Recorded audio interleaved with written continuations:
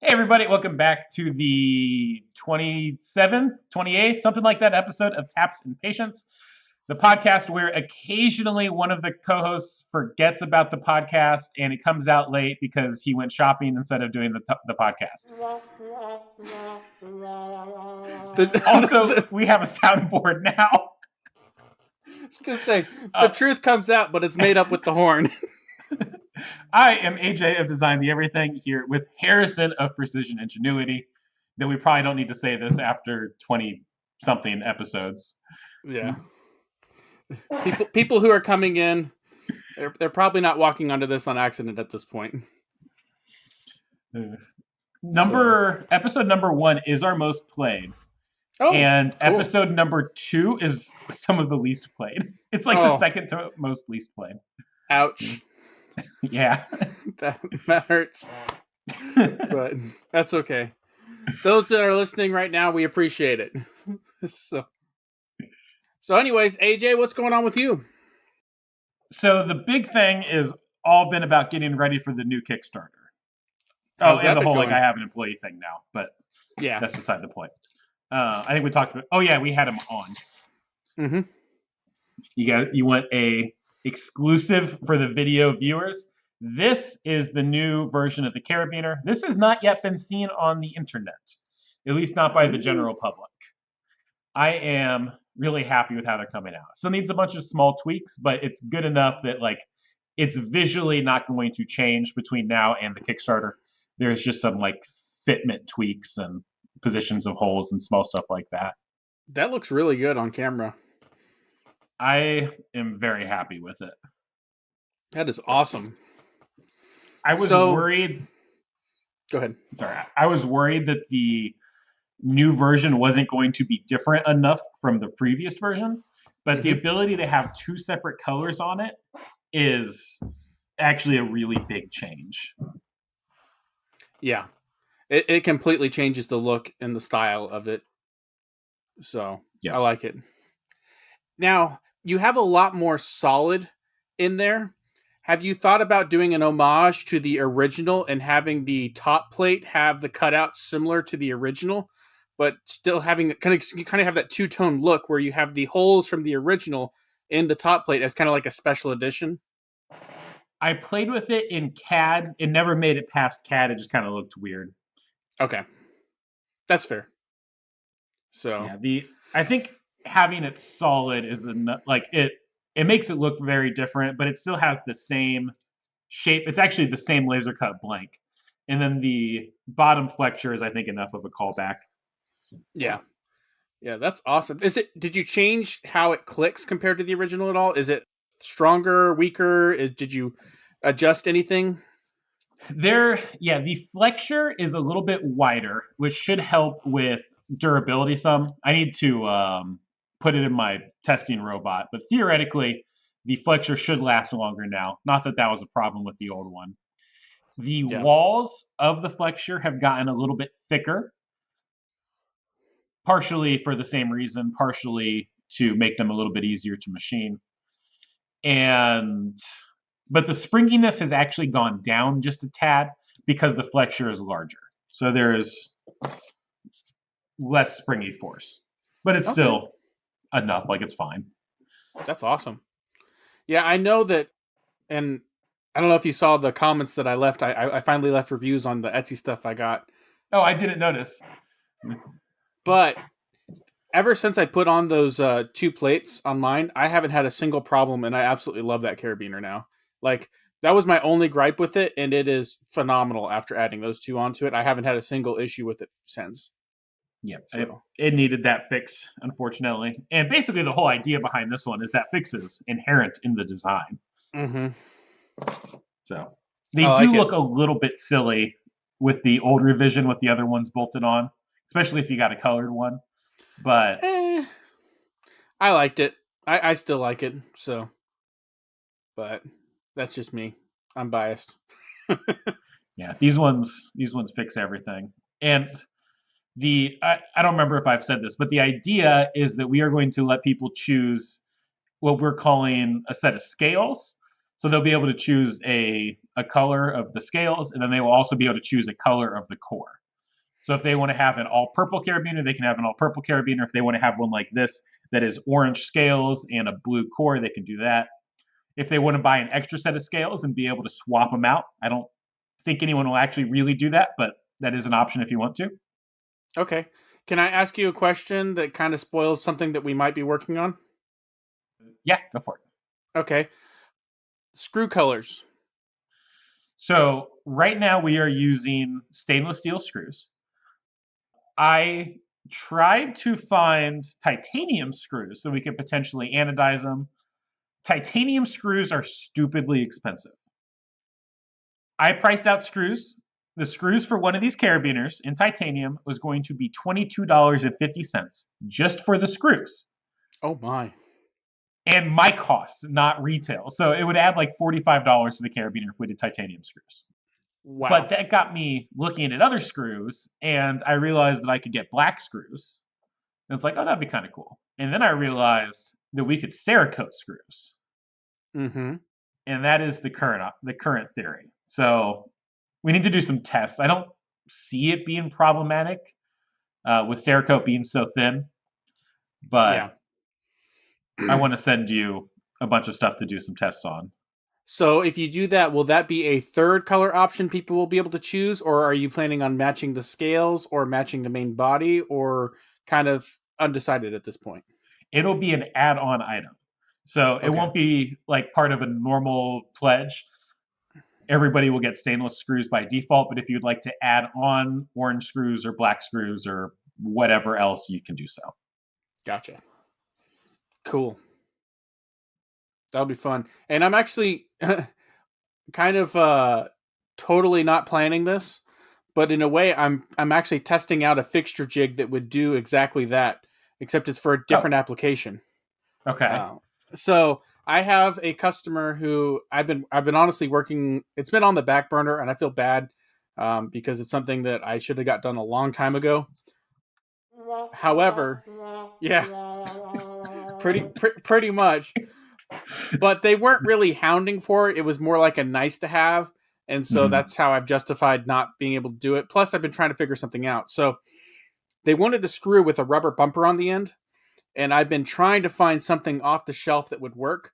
The problem is it can't have a hex head, or it can't have a head of any kind. It has to be it has to be a through, like a set screw with a rubber head, Oh, a because set it screw has, with a rubber head?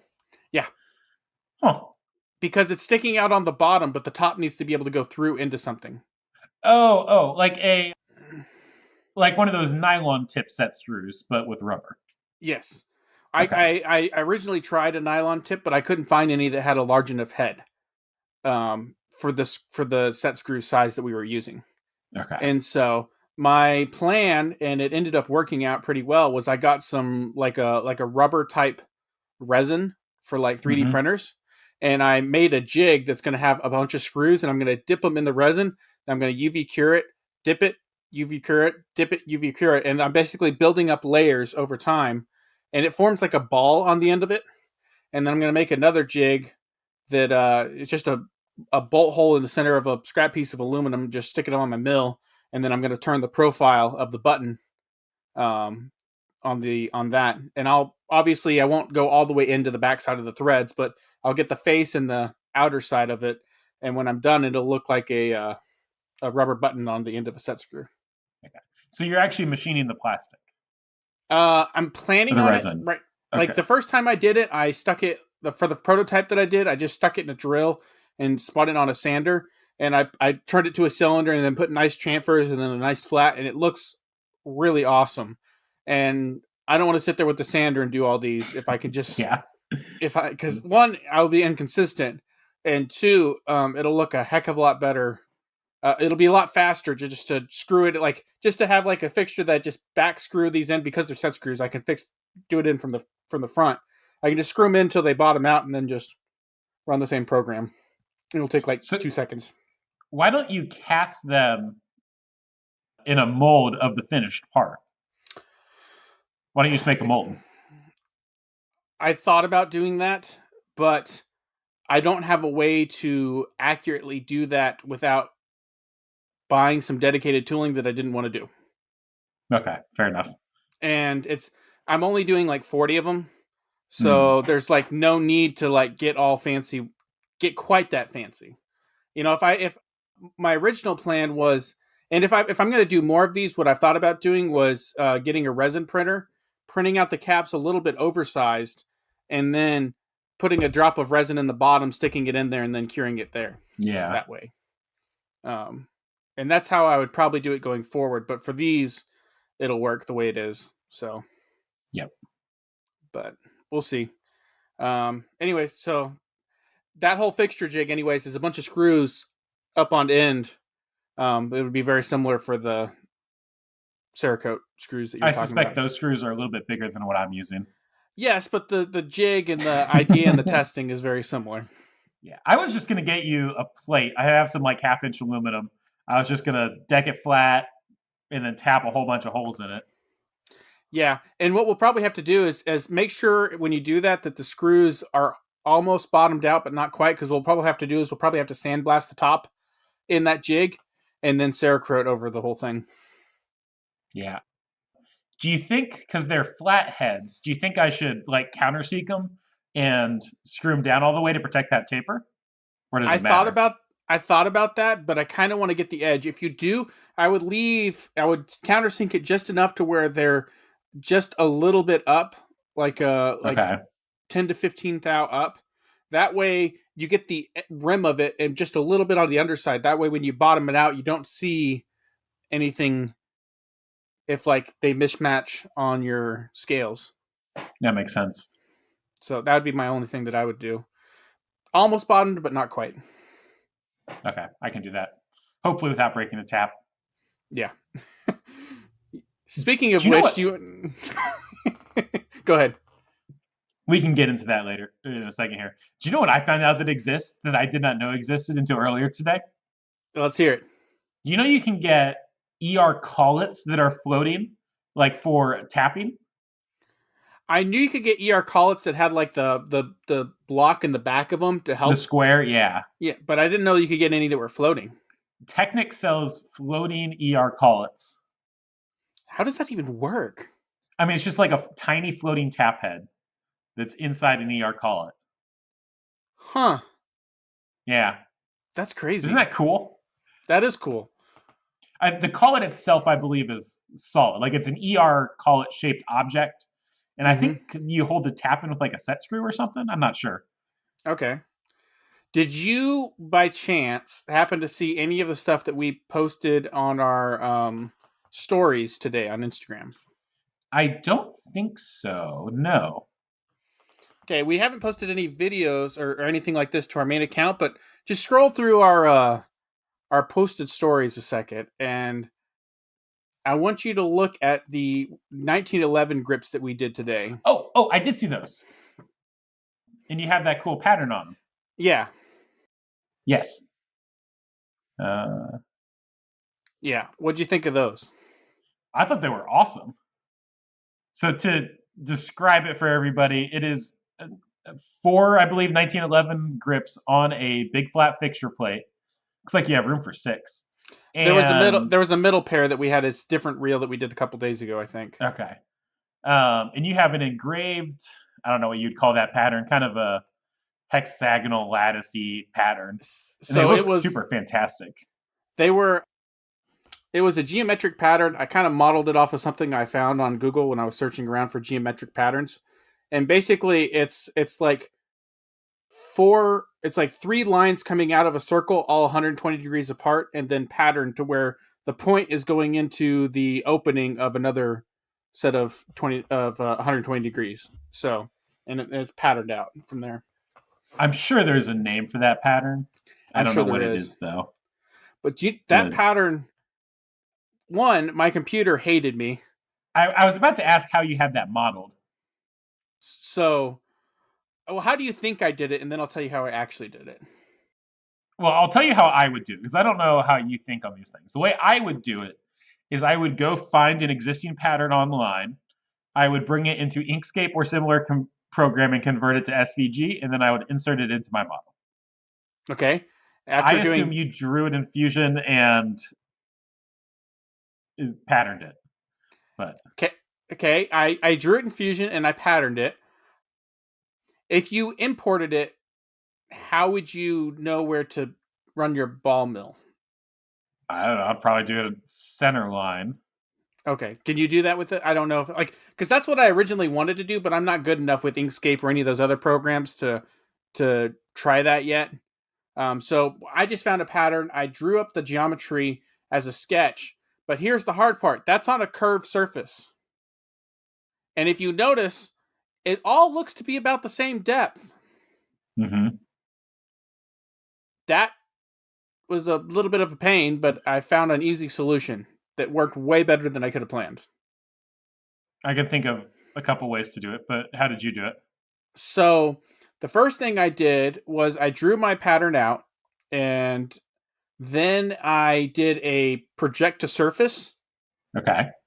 and then I did a trace operation with a -5 thou offset. Okay. Is that what you're thinking?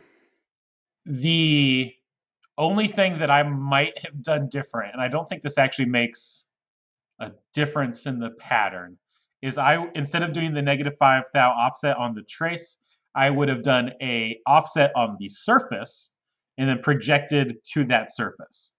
I think you Okay. end up with the same result in the end. That does not work, for the record. Why not? That's what I tried first. Okay. Okay, so here's the problem with that. It's a curved surface. Yeah. So, in the very center when you're flat, you're 5 thou. But because you're going a trace operation, it's going to the very tip of that ball mill. As you go further around the edge, the side of your ball mill is eating into your part more because it's only 5 thou off of that surface. Because so imagine you're hitting on the top. You're dropping Uh-huh. 5 thou down. You're fine. Yeah. If you're on a curved surface and you're here and you go 5 thou down, you're eating all this Oh, material that makes on sense. on the side. And so as you looked at the curve pattern in the center, it looked good, but as you went down towards the side, especially towards the very end, it was digging way down into it, really far into Interesting. it. Okay, how would you have overcome that? I think if you were really smart, you could do it by distorting your offset surface. Mm-hmm. The Okay. There's also Before like the emboss tool you might be able to do something with. I don't know. I'd have to play with it. here was my really big brain moment that worked flawlessly. Okay, so I I had already projected my surface once to the top of my part. Mm-hmm. So I took that surface and I projected it out the radius distance away from my part. Okay. And and so that meant that now I had a surface that put the center of the ball where it would just be barely touching no matter where it was on my part. Yeah. And then I just projected my sketch to that surface and offset that by radius plus 5 thou. Okay. That makes a lot of sense. That's a smart way of doing it. Yeah. And I'll so have to that's remember that. how I got that to perfectly match no matter where it's at. I'm always just 5 thou into my part no matter Mm-hmm. where I'm at on it. That makes So, sense. That's smart. yeah, that was my big brain moment this morning.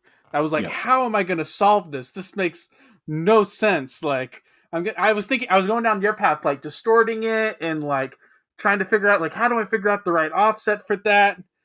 And then I was like, well, could I have it where I just was just touching the surface no matter where I was at and then came in 5 thou from there, and that's how I got to the offset plane, and that worked beautifully. So, So here's a question for you. mhm. Why did you choose to mill that over lasering it? Because we have a gun show and because we want to offer, we're going to have some laser examples and we're going to have some mill examples. Ah, okay. And the problem with a laser is that it's really good at producing high details. It is horrible at doing stuff that you can do with a ball end mill. So Interesting. because you'd have to have a pattern One, everything we've been doing with the laser so far has been a black and white image. So you'd have to have a gradient image where it would laser down everything, and then as it got closer to the center, it would stop doing layers, and then it would be kind of like a 3D print where you kind of have Yeah. the approximation of a curve. We've played around with that a little bit. It's technically 3D laser engraving, and we have some examples, but one, to do it properly, it takes like 40 hours because of how deep you have Okay. to go. Yeah. And two, it's just not as clean as what you can. If you want to do it well, it's not as clean as what you can do with a ball mill. And doing both of those took 15 minutes. Okay.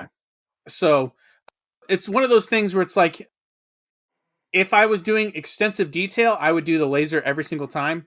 But I want to kind of come up with some geometric patterns that are not laser specific that would be hard for anyone who has a laser to replicate. So now we Yes. have the ability to do milled patterns and laser patterns, and maybe even in the future marry the two. And that the amount of people that could do both makes it a very small list that I'm competing against compared to people that can do one or the other. I should send you my generative design macro, I and then thought you could about have that. generative scales. I thought about that. I almost messaged you today, but I was in such a rush that I didn't have time. But because when I was looking at patterns, I saw some patterns that look very similar to your AI generated ones or Hmm. your generated ones, and I was like, I want to do that. I'm going to do that at some point. I'm just not sure when. Yep, we can do that. So that is on my list of things that I'm going to do. It's just when. Yeah, So it's super easy to implement. Like it's just you load the plugin and you have to change inside the code. You just tell it how many grids you want it to do and how big. So you say, I want quarter-inch grids that are, and I want a 20 by 20 sheet of them, yeah, and then it just does it, and then you just tell it which sketch to put it in, and it just generates it. that's cool. Do you put a bounding box around the area it's generating in? Right now, no. It's just it generates a square or a rectangle around the center, around the origin, Okay. which I I intentionally designed my coins around the origin for that reason. I'm sure there's a way to move it, but There's a move command in Fusion, yeah. but if I made a big enough square, I could just have it cover all the parts, and then when I transfer it to the Yep. curved surface, it automatically trims everything that's excess. Which, Yes. by the way, that's a solving a problem for your. This is the solution to the problem you were having with yours. Do an offset surface and then project to that surface your sketch, and it automatically trims everything around it. Yeah, that might work. That worked for me because I made my pattern bigger than the part, and when I projected it to that Uh surface, it huh. automatically cut everything It that trims wasn't. it. As long as you don't have to reselect the sketch every time, that would totally work. That's a good idea. Yeah, That is a good idea. You could even, so one of the things I wanted to do is I wanted, if I could have figured it out, I would have had a offset border around the outside of the coin. So like inset a 16th or an eighth of an inch, and then had like a circle, and then had the engraving all within the circle. But I yeah. couldn't get that to work. You can But you could totally do do that that with, with a yeah, with a surface. interesting. That is something I'm going to play with. That I is an easy way to because I originally imported it as a sketch that was drawn in SolidWorks because it was so much faster. mhm. So because Fusion does not handle sketches as efficiently as SolidWorks does. No, it doesn't. Fusion hates sketches. Yeah, especially geometric sketches where you end up with like several thousand lines. Yes. Then Fusion's like, Mm, I hate you. yeah. It does better if you import it as an SVG for whatever reason. Yeah, But yeah, you try to import a big DXF or something, and it's like, nope, done. I'm done. yeah, that's what happened. Yep. So it was funny because I'd like try to move it, and then I'd be like, all right, Weston, what do you need me to do? While my computer Yes. sits here and thinks for a little bit. Gosh, when I was doing like the mold design stuff in Fusion, the like that's how it all was. molds that I was doing, they would have like you take a cavity, you design a cavity. That cavity might be relatively intricate in itself, but these molds would have 140, 150 cavities on each mold. Mm-hmm. And so you would pattern it out. And it was fine until you patterned it. But if you patterned it and then made a change, you'd be like, well, I guess I'm going to go get lunch now because it'll be done in an hour. Mm-hmm. And then you'd make another change, and it'll be done in another hour. Oh man. Yeah. So, anyways, that's how I did that, and I was super happy with how they turned out. And then right Yeah. after that, I did some window machining, which turned Ooh, out cool. perfect. So, we have for our lathe, we've had a problem that we've needed solved. So, I'll back up just a second. We've taken the continuous improvement thing very seriously now, and we are trying to improve something every single day. You know, it's one thing to listen to podcasts and listen to audiobooks about improvements, but I've never implemented them on a with purpose. It's kind of always Uh-huh. been like something that, like, if I have time, I'm going to do it, but if I don't have time, then I'm not going to make those improvements. And listening to the continuous improvement podcast, like, they just humanize it a lot more. And Yes. I've decided that we are going to make improvements every day, no matter how small. And this is one of those improvements, and that is a infinitely adjustable stop for the lathe. So when we got a collet system for ours, it had a stop that you could adjust, but it would only adjust like the first 4 inches at the end. But if I had like a really long part, for example, I'll just pull this one off the top of my head, but like a tire thumper, Yeah. and you wanted to have a stop for that, it's way too long for anything that we currently have to use as a stop. And so we're making a stop that's going to go off of the back of the through spindle bore. There's a little plate that can go in the back there normally, and we're making our own plate with a set screw in it that can have a bar that can shove all the way through the machine, and then you can have a stop wherever you want, no matter how long it is. So, Hey, everybody. Sorry about that. I just realized that my microphone was not recording through the correct microphone. I have fixed it now. I'm sorry if the audio before this is sucked. who knew that we would get our money's worth out of that so soon? Yes. That's awesome. But anyways, so hopefully, I was waiting for some screws for McMaster-Carr to show up. Rather than machining that all out of one block of material, and specifically because we took off our 3 jaws off of our lathe, and so we can't hold anything larger than 2.5 inches in round currently. I made that plate on the mill and window machined it, Nice. and then I'm bolting a center piece on, which I made in the lathe, to that, and that's going to hold the set screw to hold the bar for the end stop. So When you say window machine, do you mean, oh, let me rephrase that. How did you hold the window? Did you have like a fixture plate with dowels, or did you just stick it in a vise? I used the Saunders plate or the Saunders vices in a box configuration to hold up each Oh, corner. interesting. Okay. And then I machined it on one side.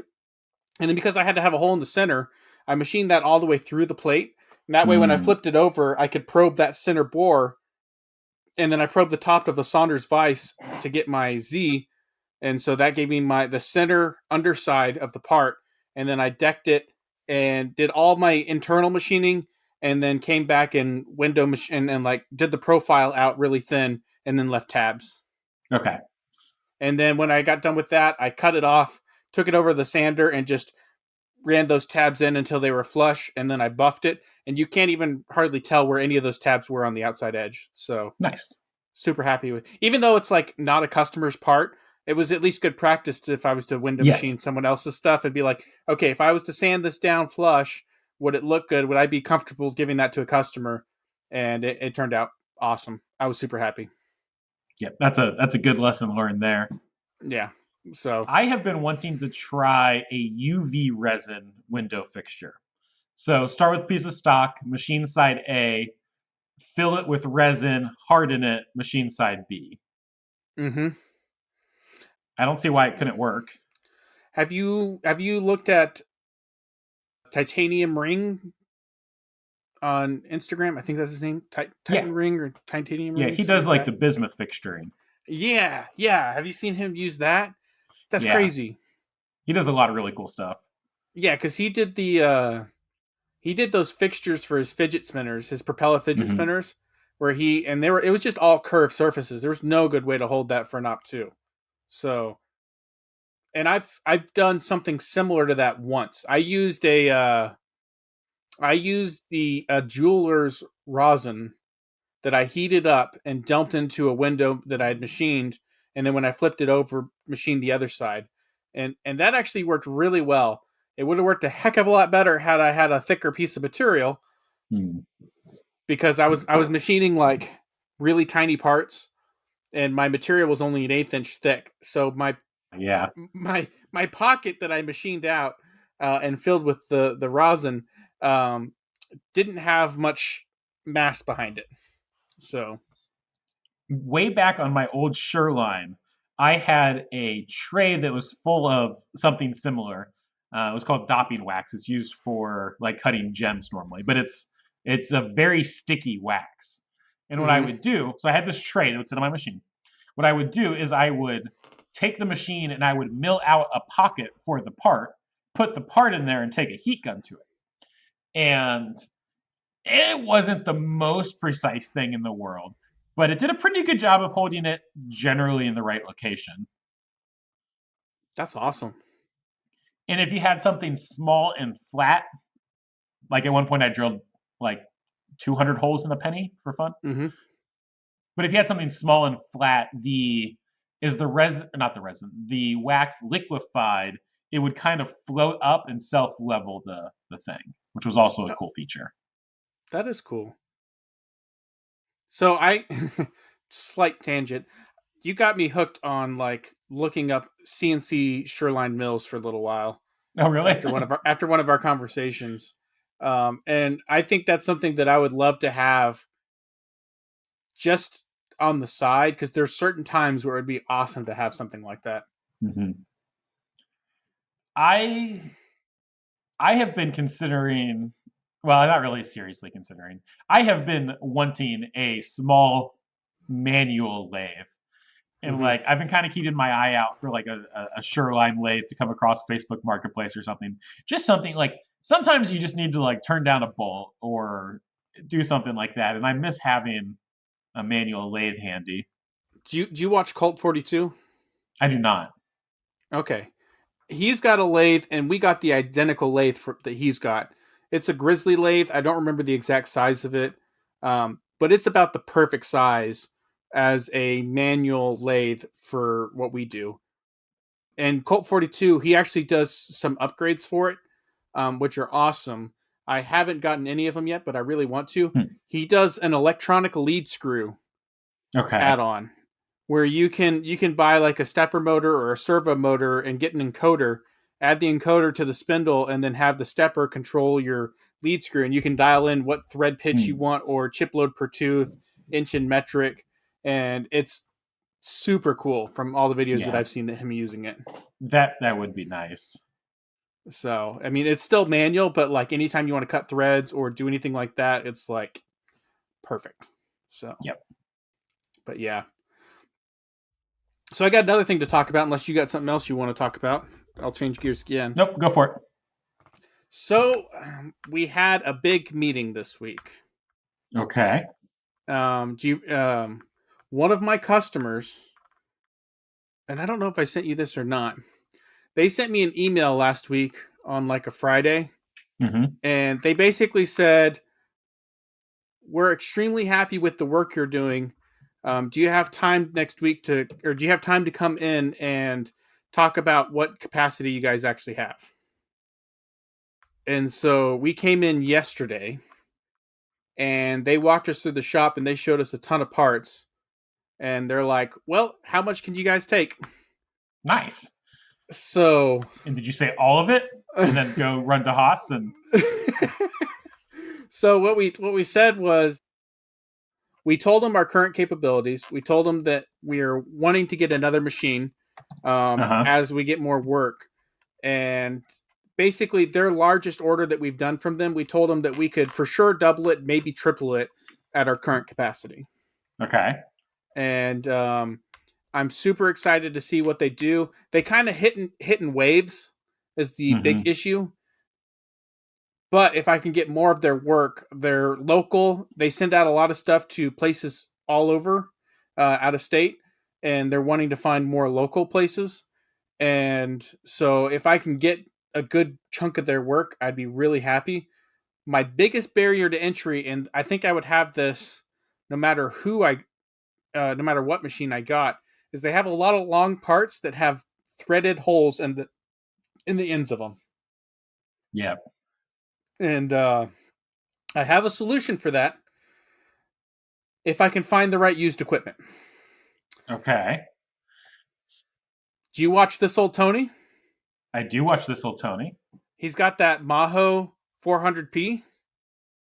It is the perfect machine for what I need Interesting. because it's got a vertical plate, and your y axis is what moves up and down, and your z axis moves front to back. And so I could bolt plates to it vertically and drill and tap and thread the ends of it, and I could do that manually because it's just threading holes on really long parts. And Yeah. that's and I just need to find a used Maho, and that would allow me to, or any other. It doesn't have to be a Maho. And this is a question for my viewers. I'm reaching out to all the listeners to this program. If you know of any machine that is similar to the MH400P, that is the Maho that This Old Tony uses, let me know because that is the only manual machine that I have found thus far that has a vertical table underneath their manual head, and that the y-axis moves up and down, and the z-axis is the in and out of the spindle. At least that's how it's labeled on the diagram for that machine. I'm pretty sure I've seen people do things like that on a Bridgeport. Don't Bridgeports have enough travel where you can like clamp stuff to the end or something like that? Those they typically try to tilt the head sideways, which I'm not sure if that would work or not. And all the Bridgeports that I have seen, the I don't think you can do that with because all of your handles and everything are right underneath the center of the column. Unless you like rotate the head and extend it way out, some because I think they can do that, and I think that's the only way you can kind of get around it. But even then, you don't have near the clearance room that the Maho has, where literally there's nothing Yeah. underneath the spindle, directly underneath you, and the head is actually what moves in and out instead of having a y-axis, and they I call that sw- the Z. I swear I've seen someone hang work off the side of a Bridgeport somehow. Well, I've seen people turn the heads of those No, because without doing that. yeah. Maybe, yeah. Interesting. But yeah, I mean that is one way to do it. The other option is getting a Bridgeport and like a 90-degree head attachment, which is what the current people are doing. Oh, is it? Yeah, they have a Bridgeport with a 90-degree head attachment to it, which works, but I feel like that's a recipe for trouble in the long run. And a lot of the heads a lot of the 90-degree attachments that I've been looking at. One, you don't have the quill for letting the tap auto feed, and two, they have to be rebuilt after so many hours is what I've Oh, read. really? Yeah. That's annoying. Yeah. So if I can bypass all that by just getting a machine that can handle all of that up front, I would do that in a heartbeat. Especially because I don't think the Maho technically has the spindle, the quill like a Bridgeport does, but It feeds with the Z, doesn't it? it feeds with the y axis. But you could get a floating tap head like what you just got. Yeah. And what do you need to do any actual milling on the end or just the No, threading? just threading. I just So need a why way to can't you do accurate that by hand? because it has to be accurate within like 5 thou, and I am not that accurate with the Well, drill we and the get back tap. to drilling jigs. Yes, I just don't think it's gonna work as well. Have you considered testing it first? Like you can test this on a piece of stock for, you know, $2 or however Yep. much a drill bushing costs, really. Yeah. Well, let me just put it to you this way. At my old job, we had to drill a whole bunch of holes, and we made some jigs for those guys to do it, and the accuracy of them needed to be a lot less, Uh-huh. and they ended up having to remake all the parts that they did by hand. Yeah, okay. And so that's my big worry, is that I've already been down this road at my old job, and it cost the company that I worked for at the time a lot of money to fix it. Granted, they didn't do this without the approval of the owner of the company, so it's not like he didn't know what was going on. Yeah. But it ended up not working out very well. Hmm. So I wonder if there's a way. Hmm. I don't know. Maybe that is the way. yeah, and I could probably make some jigs work. Maybe, I don't know. I'm just real hesitant to go that way if I can make it work with getting the right machine. And it's also an excuse to get another machine. I know, Yeah, but but if you don't have to, yeah, it's. I mean, this is just a bigger version of the drill press conversation. yes, which has served me well, thank you very much. Yeah, I was pretty impressed with that jig. I saw, I think, in one of your videos, the jig you made for your drill press Worked pretty was, well. yeah. There's a Cincinnati horizontal mill on eBay. Yeah, horizontal is another one I thought about doing. I mean, that's what the Maho is. This is in Texas. Yes, the Maho is a horizontal, but it has a 90-degree head built onto it, and then you can remove the horizontal plate and make it a vertical only, which would be perfect. And then as a bonus, another reason why I'd like to do the Maho or similar style machine like this is because if I can do a CNC conversion to it, I can thread gun barrels without disassembling anything, because I can stand the guns up vertically and just find the Yeah, center and machine it away and then thread it. don't do And that. Don't waste your time doing a machine conversion. Have you done a machine conversion before? I have not, They are but pain and take long time. yes, yes, but hear me out. If I was to find the right machine, there are companies out there that will retrofit that stuff for you at less than the price of a new machine. Yeah, but you also don't get a new machine. No, no, but if it makes sense, I would consider it. Yeah, I think you'd be better off getting a new machine. Have you seen the little Atlas horizontals? Those would probably be enough if you're just drilling holes. No, I hadn't seen those. They're little baby horizontals. That could work. They're kind of cute, and they're not super expensive. No, you have to send me some links after the podcast. We're getting off topic a little bit, but Yeah, whenever I end up in on eBay researching horizontal mills, we're off topic. well, Or when I'm on no, eBay researching anything. no. I appreciate it. Don't get me wrong. I do. I see the rabbit hole that we both could go down here in a minute, and What I want to go down this rabbit hole. Don't get me wrong. I do. you can do a Shoreline in a horizontal mill configuration. A Shoreline in Yeah. You're sucking me in. I'm sorry.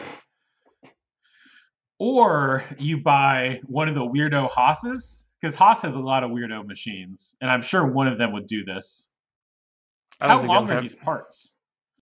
The longest one that I've seen is like 28 inches or so. What if you just got like a VF8? The VF8. Yeah, I'll just grab one of those real quick. Yeah, it's just it's not big enough to be an or to put an office inside of it, but Oh no. Although an interesting thought. Here's the thought. If I got this is actually a genius thought. I think I just had the best idea I've had in a while. Here's a thought. Get a lathe, take off the cross slide, put a small bed on it, and then you have your in and out on the top, and then your front to back, and you just have to make sure your height's right, and then you load the tools up in the spindle or in the. oh yeah, if you're just aiming for center Yeah, or whatever, like you don't need to go up and down as you're milling. yeah, I mean, honestly, when I said Sureline in a horizontal configuration, that's basically what I was saying.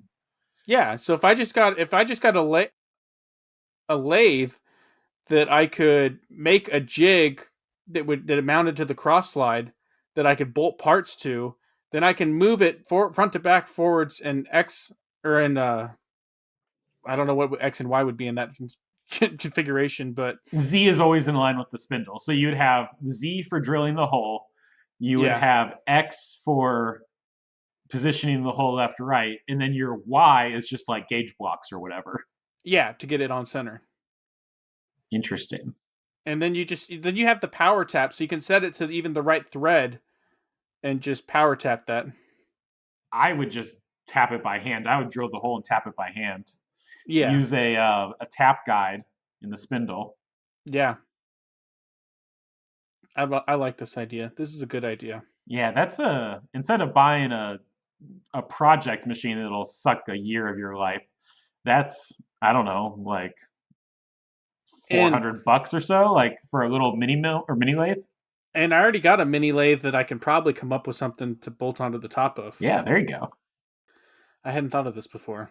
That's actually a pretty good idea. Yeah, that's it's a better idea than I was expecting to find.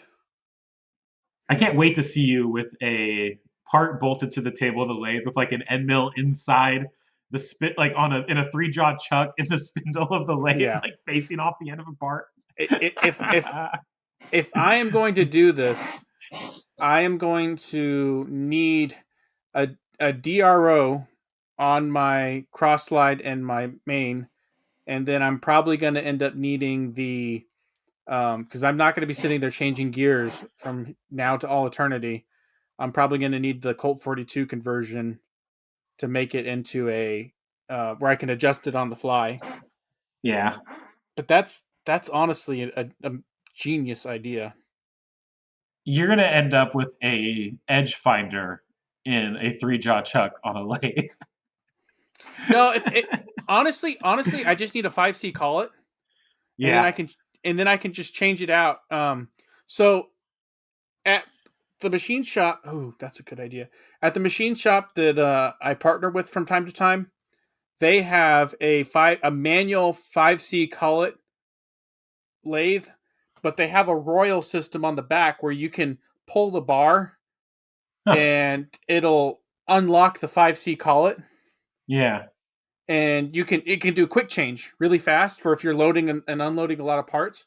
But if I just get a 5C collet that works with the Tormach TTS system, I could have tool holders set up where I could quick change out the yes. TTS, and I could drill and tap, and I could probably even use a floating tap holder and a Tormach Hmm. TTS, and then I could power feed it down and then back it out. Dude, this is such a good. I am liking this. I am liking this idea. This is a Yep. good idea. This is a good idea. And You then should if I still get, look into seeing how people tap or the end of long parts on a Bridgeport because I swear people do it. yeah, maybe, yeah. I'll see what I can They find. clamp stuff to the side of the table somehow. I think you can only do that if you rotate your head and extend it out. I It's the don't only think way. so. But I don't know. You tie the Z and the Y together, or the Z and the X together. You tilt the head at a 45-degree angle and do And you everything just at crank it 45. up. Yeah. Well, I was talking to my dad about this problem. He's like, I got a machine. You can rotate the head 90 degrees. I was like, oh, really? He's like, yeah, 45 in one direction, 45 in the other. I was like, Yeah. Dad, that's 90 degrees, No. but that's not the 90 I need. I know I have seen, I think it was maybe even like a more jig grinder that had a like a removable plug that you could take out and stand stuff up on end. There's a local machine shop by me that has a bunch of really old iron machines, and they Mm-hmm. specialize in doing kind of like weird and huge stuff. And that was one of the things they had. Here's actually a really good idea. If I could find a Tormach Slant Pro 15 with the Mm-hmm. gang plate, and then do the quick change call it system on that, it's already got the gang plate. I could CNC this thing and run it where the gang plate is coming in and touching, and just bolt parts to that. Mm-hmm. And that has everything already built into it. And I don't have to do a conversion. I don't have to buy anything. I just have to, well, Well, other you than just have to buy the Slant Pro. yeah, and then it's just coming up with a way to accurately adjust the heights, which is just gauge blocks or something. Shims, yeah. And then you just have to have your tool offsets at where your holes would be. Or I'm sure there's a way you could reverse it somehow. Or once you find the edge of a part. I don't know. Yeah. Crazy ideas on a podcast from crazy people. I still say you go buy a VF8, or I found this a VS3. I think you need a VS3. It has 50 inches in Z, so you'll be fine. Yeah. It's only $500,000 before you tweet it up. Only. Only. Oh, But hey, man. you'll be the only one in the state with one, I'm sure, and Yeah. nobody else will be able to do the same size of things that you can do. Yeah, that's true. You're not wrong.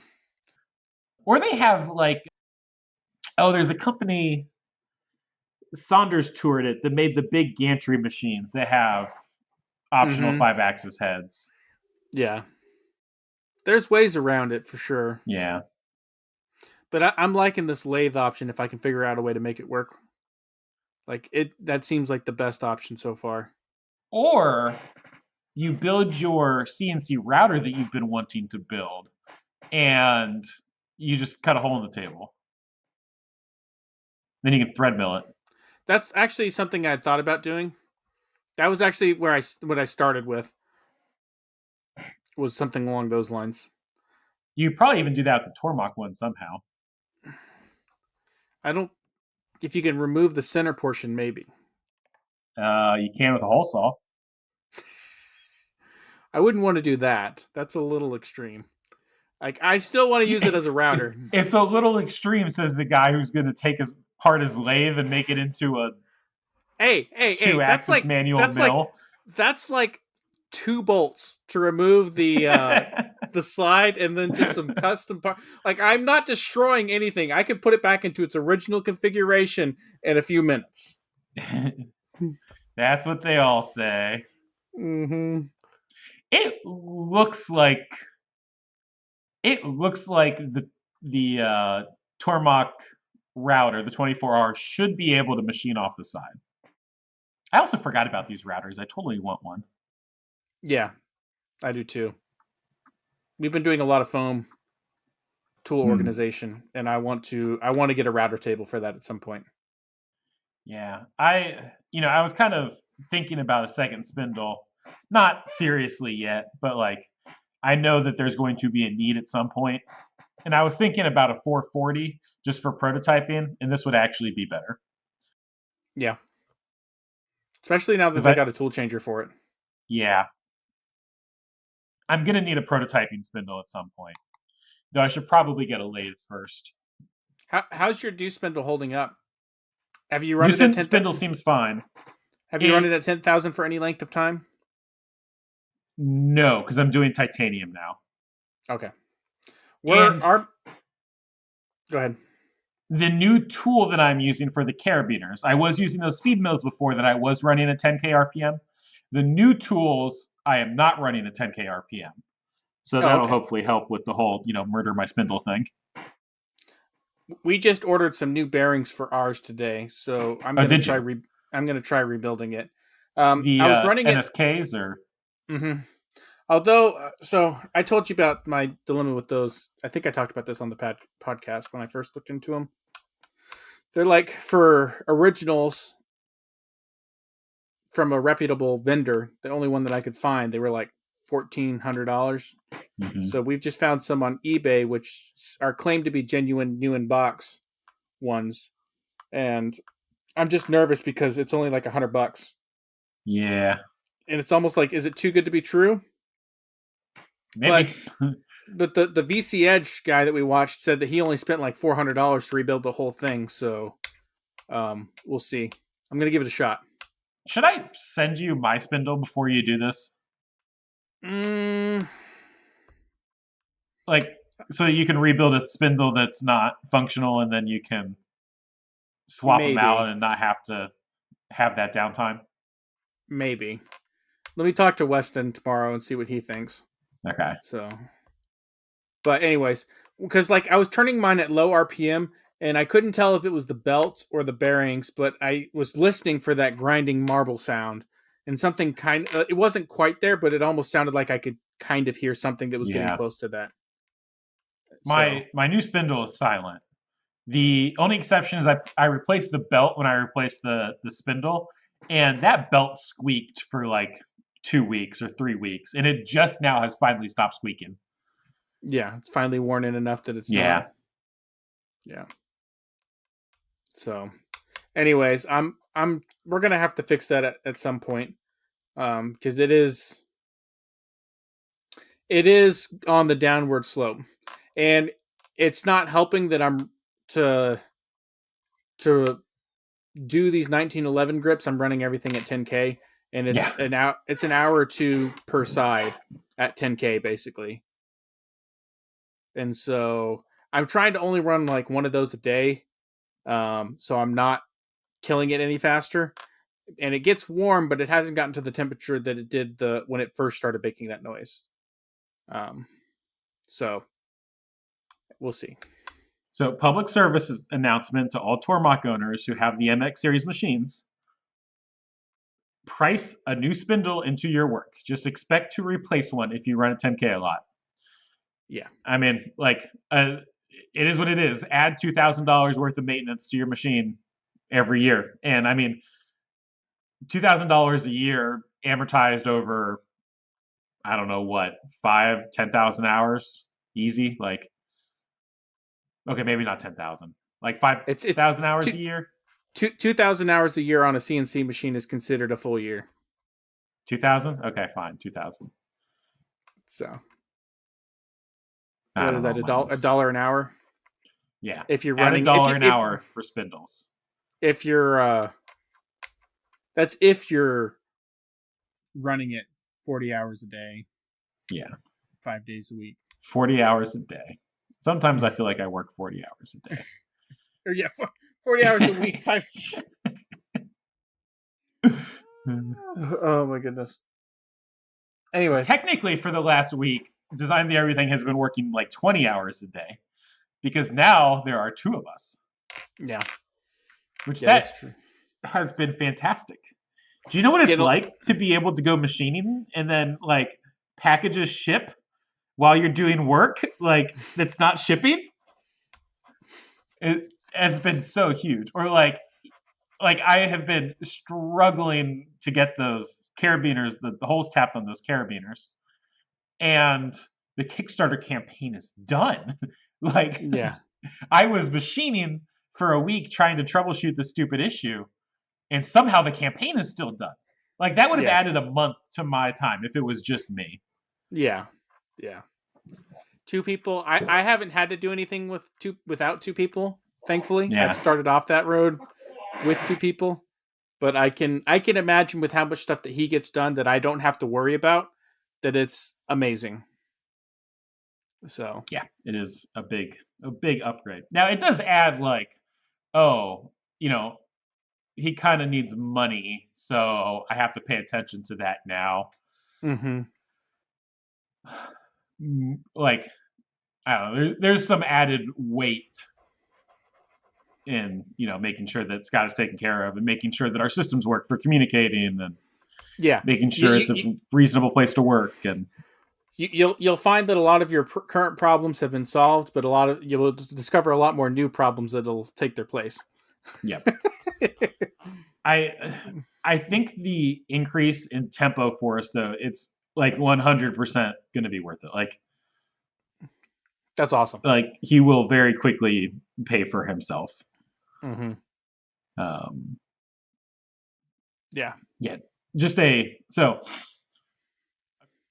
Did I talk about my reasoning for approaching Scott and like I the cash think flow reasons? yes, but you can recap. Okay, so it's a recap. Design the everything cash flow, at least with the business at least with the business in its current state. Our cash flow, or I should say, our bank account, you kind of get this like sawtooth pattern where we do a Kickstarter, and the Kickstarter gives us a bunch of money, but our regular sales are not enough to support the business by themselves. Like our regular Etsy and our new website sales and our Patreon stuff, like that stuff is not enough to support. So we get this big rush of cash, and then we slowly taper down until we do our next Kickstarter, and then we get another big injection of cash, and then we slowly taper down. And as I was going through the math, basically my like that was going to trend towards zero. And so to fix that, it was either my sawtooths needed to be taller, they needed to be closer together, or the taper in between them needed to decrease. And so by and like I could not do more than what I was doing. Like theoretically, like my sales were and have been growing, my regular sales, so that was helping the taper, and that was about all I could do. But by bringing on Scott, basically that means we can do Kickstarters faster. So the sawtooths are getting closer together. We're at a finer pitch saw. We're like a 18 TPI now, and then also the peaks. Theoretically, this hasn't been proven yet, but theoretically, by having somebody who knows more about this marketing stuff and has the time to focus on it, that will help our peaks to be higher with bigger Kickstarters. And over time, our regular sales will grow.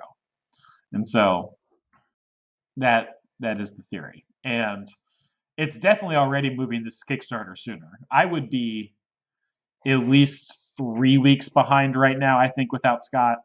And as it is, we are only about 5 days behind due to my I can't tap a hole issue.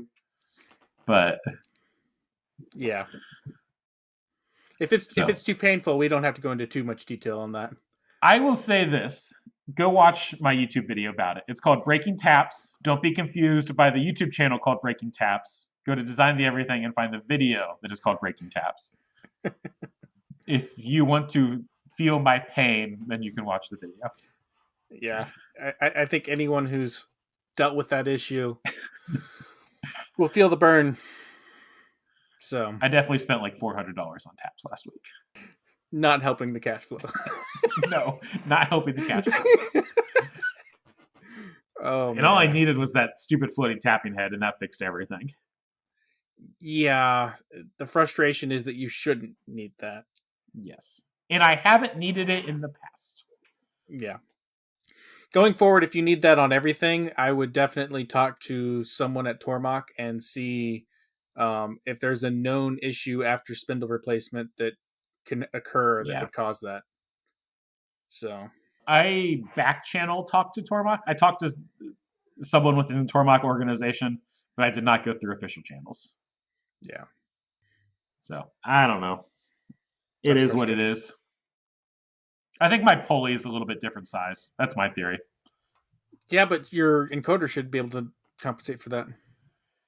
You would think so. Hmm. I suppose there could. Oh, so someone, maybe you, said that it might be a rounding issue in my G code, which is not something I have checked yet. That's actually like the last thing, other than like hand wavy kinematic issues with machine. Like that's the last thing that I can like pinpoint That as that a wasn't possible cause. that wasn't me. But the only thing that I would say is that I don't think it's going to be a rounding issue because I don't think it's handled by your CAM software. I think it is just a G code that you call up where you tell it your distance that you're going, and the machine automatically calculates all that other stuff on its own. I would think so, but if it's like rounding the pitch or something like that, It could be in Fusion because in Fusion you still have to type in the pitch. So yeah, do you type in like 1 divided by whatever pitch value you have? I hope so. It'd be really awkward if this whole time I just typed in 80, but I don't think I did. No, I don't think you typed in 80, but if you That would be really funny though. that would be hilarious. But you said you had that same problem on other stuff, and you've run this before. Yes. Yeah. So, like 1 divided by 80 is 0.0125. It'd be pretty hard to mess up that rounding. Unless it rounds it to like 0.012 or something like Yeah. that. Yeah, but Or I zero think point it zero goes 0.01. out. I think it goes Fusion. I think by defaults to like 6 decimals, somewhere in that range. Yeah. So, provided it's not rounding it to 3 decimal points, which seems really low because you're still in the tenths value, which should be more than Fusion's capable of. Uh, Should be. yeah, this is. It gives it an XYZ, an R, a P, and an F. I'd have to look up the. This isn't very good podcasting. I'd have to look up the what all the different variables in the macro mean. Mm. Oh, that's what I should have done Why does today. it give an F? Oh, because it gives an RPM, Feed and a rate. feed. I don't know what the R and the P values are. I'm guessing one of those is going to be your thread pitch.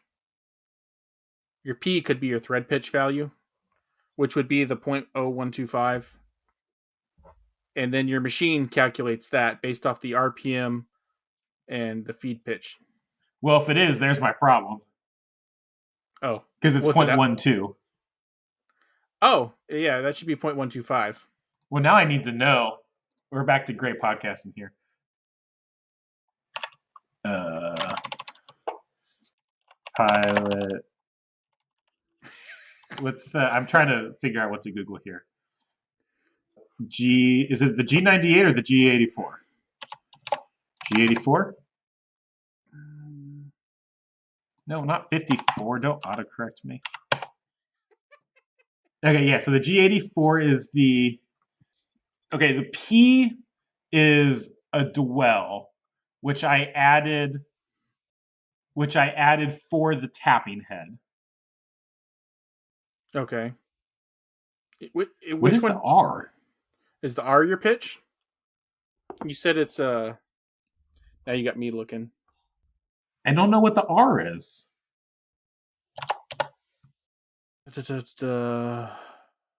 Okay. Retract value.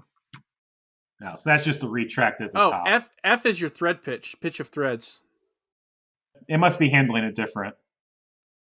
Because my thread pitch is not 6.3, and it was not trying to make a thread pitch of 6.3. Okay. Because it's saying rigid tapping cycle is G84 ZRF. Z is your depth of cut, R is your retract value, and F is your thread pitch. Although this is a general one, I don't think this is one that's for Tormach specifically. Yeah, I think in Tormach, they just use the post to calculate the feed rate based on. You say that, but if it's doing rigid tapping, it's got to be reading the encoder and it's got to have a feedback loop. Otherwise, it wouldn't work. So they're doing that somehow. Is that the G90 or the G? What was the other code? So let's see. It has a G98. What is a G98? That's got to be feed per rev. Path pilot. It doesn't show up when you search it on your website. List. Thanks, Tormach. Supported G-code references. Tormach. Okay, here we go. Oh, G98 is a... G98 is initial level return. Yeah, it doesn't have anything to do rigid tapping is G33.1. In the Tormach? Mm-hmm. G33.1. So what's the difference between that and G84? G84 is a feed mode. Did I do bad Googling? I thought that was... No. It says it's the tapping cycle. G84. Well, here, let me send you... You got it. Let me send you this. Look at... What did you say the other one was? G33 point what? I just sent you a link. Look at that real quick. Via Instagram? Via Instagram. What a fun podcast for our listeners. This is interesting for those of you, like, we're totally rigid going off tapping. On a team. Rigid tapping is G33.1. What does this say G84 is? G84 set the active feed rate mode to units per minute mode. Or G8 80. I'm looking at 94. Hang on. 84. It doesn't even 84. Say. Yeah, it does not. Tapping cycle. Tapping cycle. Do you think G84. Do you think the post is generating the wrong cycle? It's possible.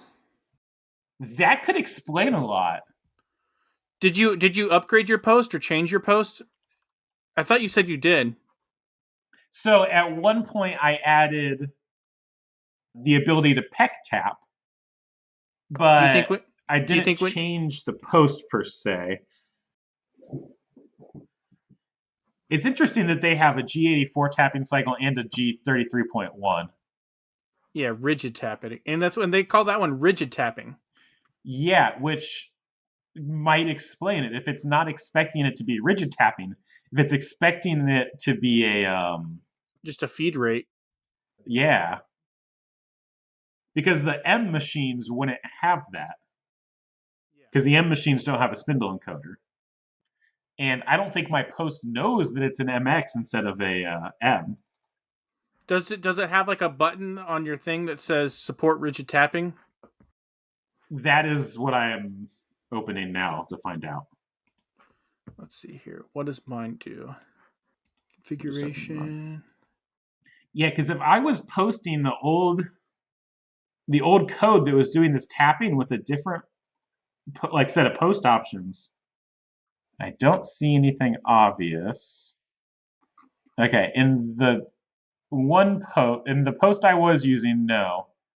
Let's go to my other post. And let's see if this one has anything different. It probably doesn't help that I have like 4 different posts. Yeah. All right, I'm going to post it with this post. I'm going to post mine real quick because I just did a bunch of tapping. Yes, I know. Let me post it to a local folder. I'm going to look and see what mine says real quick because I'm curious now. I know. Nah, it's the same. Calm down. Post it there. And this is definitely the post I used on the part where it worked. So there's the contours. The zoom speed post. Where's the tapping? Here we go. Yeah, mine's using a G84. However, let me see. This should be real easy to see what my thread pitch is on this. Oh yeah, I should check that. So my thread pitch is it's 1/32. Because the last tool I was using was a 10 by 32. Oh, that's odd. It does not give me The a thread pitch thread value. pitch? Mm-mm. Is my tap correct then? So I have P0. I have a feed rate of 43.5. And then You're an tapping with R. a feed rate of 43 and a half Mm-hmm. inches per minute? Mine is not that fast. All right, where's this tap? I'm at a surface footage of 70 feet per minute. So I'm guessing that I'm at a converts to. surface speed of 7.8. Yeah, I'm way faster than that. So 43.5. That is so weird. Yeah, the only thing that's might be a little bit So weird on mine is that that wouldn't matter anyway. It says number of flutes, but so yeah, it, somehow it's converting it to a feed rate then. It's not actually doing a thread yes, pitch, which is interesting. that is But very interesting. mine is using a G84. It gives me my X, Y, and Z, and an R value of 0.02 or of 0.2, and I don't know what the R value means. That's the retract value. So that's the standard 0.2 inches above your thing. Okay, Oh, so okay. RPM times thread pitch should equal feed, right? Yes. Yeah. So Oh, if it's wrong. let me check mine because I just tapped a whole bunch of holes. So what is this?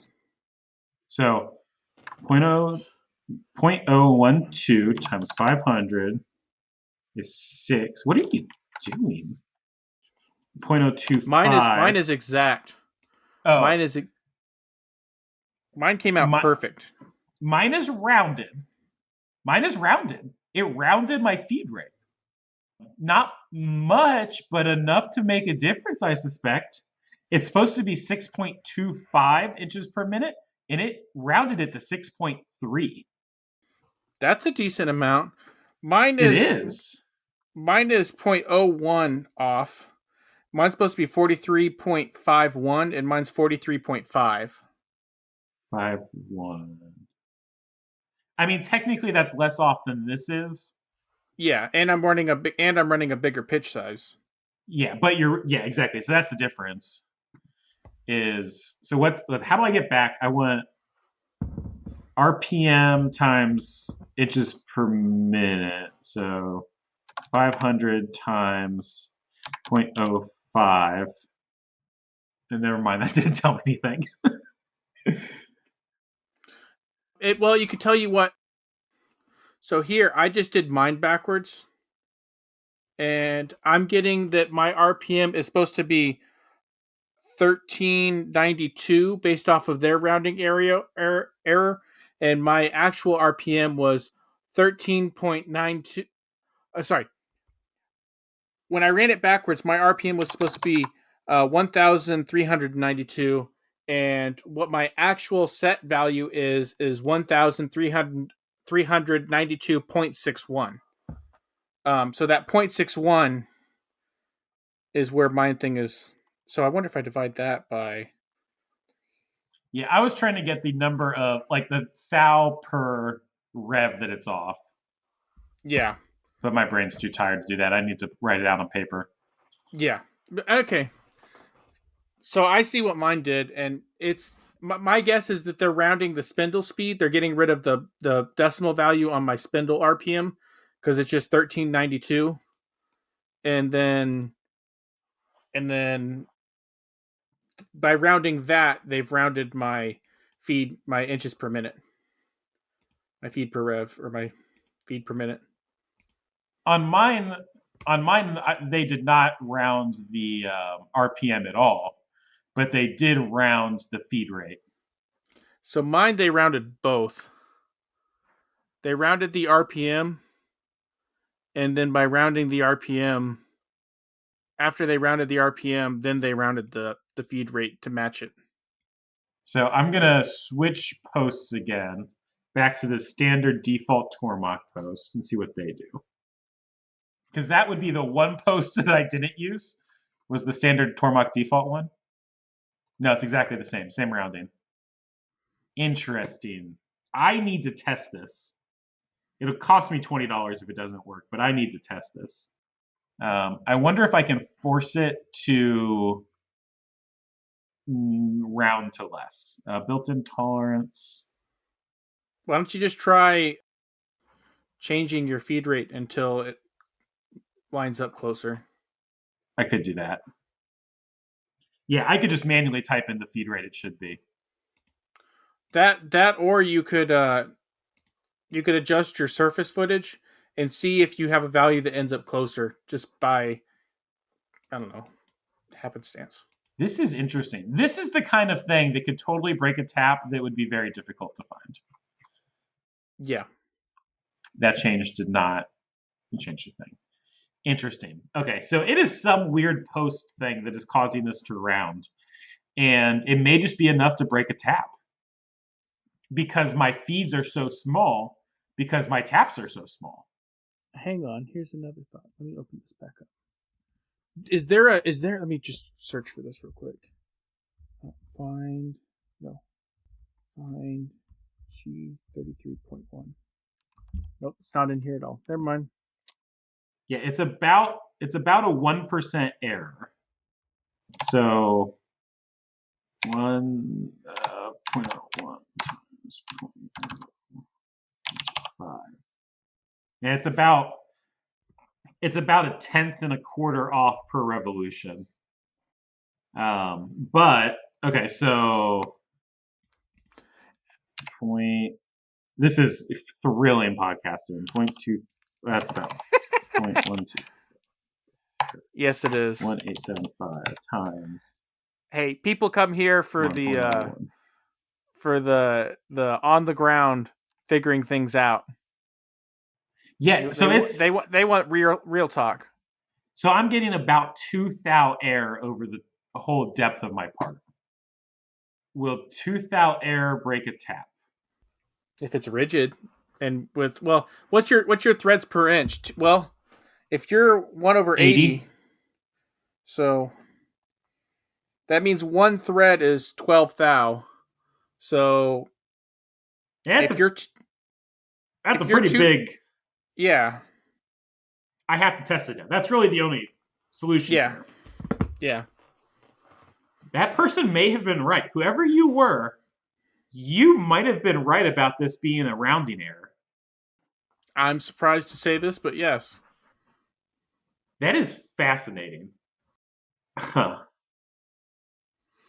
But then the question, have to test it, and then go yell at my inside man at Tormach. Well, here's my next question for you. Do you still have the old program where you did the 80 in aluminum? I do. Can you compare? But it's probably the same. In the aluminum, probably just didn't care as much. That's possible because I think I've only tapped 80 in aluminum. I don't think I've tapped it in anything else. Yeah. I have also had issues with bad threads in there. Yeah, I have had bad issues with threads in aluminum with 80. I have had that. I have no idea what that program is called off the top of my head. I need to clean out my programs. How do you manage programs in your controller? I delete them as soon as I'm done using them. Because I don't. Because I am always putting in programs for different parts. And I figured that if I'm going to be running a part, I'm going to be loading it up and possibly changing things anyways. So why keep it? The only programs I keep in my machine are spindle warm-up, table warm-up, and then a few test programs that I started about a year ago that I haven't played around with, where I was trying to get some fancy programming stuff for the touch probe. Mm-hmm. Where I was trying to do some cool manual code to try to get touch probe values out of the machine. I guess part of my problem is I rerun the same products over and over again. Like, these carabiner retrofits ran a month ago, and now I'll probably run again. So what we do, because the closest analogy to that is going to be our 3D printers, because we 3D print a lot of products. We just have a folder that we put a folder structure where we'll do products, we'll do what type of product it is, and we'll just kind of go down through a series of folders until you get to what you're wanting. Yeah, I'll probably do that. And then the top level is just kind of the mess. It's kind of the miscellaneous, quick. I'm just doing something. Because we do Program have 1001. Yeah, we do have because we do have on our Tormach, we had some products like when we were doing the deck defenders and the Desklons, where we started a file structure system for product based stuff. Yeah.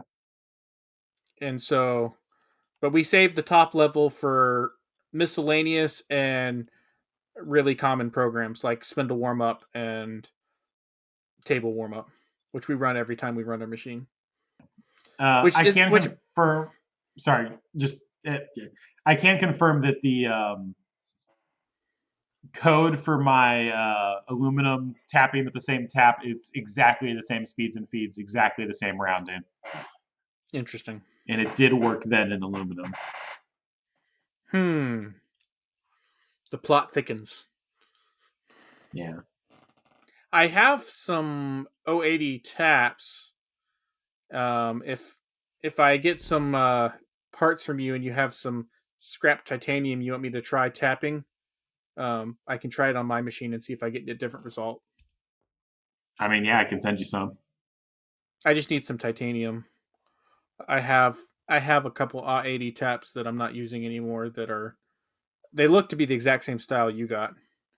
So, well, I've tried all the styles, so yeah. So, and the oversized tap the oversized hole didn't make a difference either.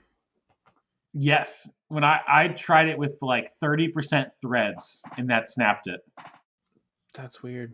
Yeah, which is how I know it's not just a simple tap hole lubrication thing.